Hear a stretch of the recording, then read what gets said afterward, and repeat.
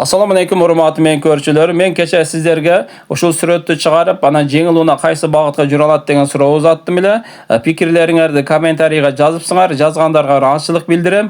Азыр мен туура жообун айтып берейин деп атам. Көк уна азыр мына кесилишке келип калды. Алдына 4 багыт көргөзүлүп атат стрелка менен. Анан суроо кандай болуп атат? Жеңил уна кайсы багытка жүрө алат деген суроо болду. Биз аны кантип билебиз?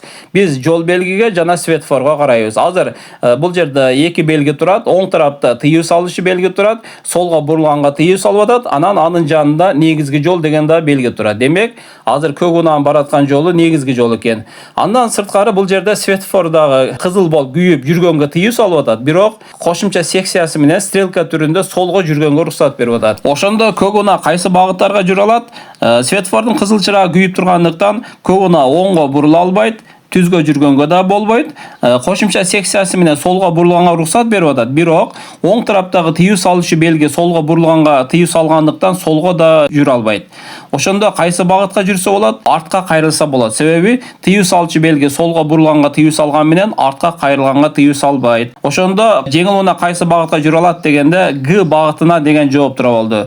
Г багытына деп туура жооп бергендерге ыраазычылык билдирем. Азаматсыңар, көңүл бурганыңыздар үчүн чоң рахмат.